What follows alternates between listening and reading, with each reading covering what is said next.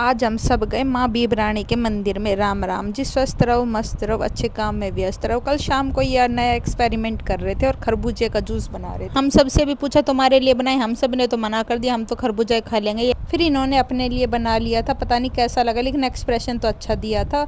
उसके बाद मैं अपने झाड़ू लगाने लग गई, लेकिन भगवान को तो ये मंजूर ही नहीं था। इतनी ज्यादा आंधी आई, पूरे घर में रेत रेत हो गया। लेकिन हम अपनी बातें नहीं छोड़ेंगे, चाहे आंधी तूफान आ जाए, हम अपनी बातें पूरी करें। कल मेरे को मामा ससुर के जाना तो साड़ी दिखा रही थी, लग गई थी। सुबह वो नहा धो के आई, फटाक दे तैयार हो गई, मम्मी के साथ एक दो फोटो खींचने लगी। मम्मी के काम खत्म होने का नाम नहीं ले रहे और ड्राइवर को जल्दी हो रही थी और इसका तो कभी फोन ही नहीं खत्म होता। फिर हम सारे बैठ के रवाना हो लिए। वहां जाके सबसे पहले हम माँ बीबरानी के मंदिर में, वहाँ पे मम्मी को क्यू की धोख खिलानी थी, मम्मी ने बोल रखा था। तो वहाँ पे जाके माँ के ऊपर हमने साड़ी रख दी थी और परिक्रमा कर। फिर मामा जी के घर पे आ गए थे, वहाँ पे खाना वाना खा के सारे बैठ के बात करने लग गए थे और ये सारी मामा जी की ट्रॉफियां हैं। फिर उसके बाद हम दूसरे मामा जी के गए, वहाँ पे थोड़ी देर और सबके साथ फिर हंसी मजाक करा। फिर भाभी ने सबका तिलक कर दिया। फिर तीसरे मामा जी के पास गए, वहाँ पे मिले, सब बातें करी और सबका मान तान किया। हम पहले वाले मामा के आए क्योंकि वहाँ पे हमारे भतीजे का बर्थडे था, तो वहाँ पे भतीजे का बर्थडे सेलिब्रेट किया। और क्यों यहाँ पे बोला दोबारा केक कट रहा है, ये बहुत ज्यादा खुश हो रहा था।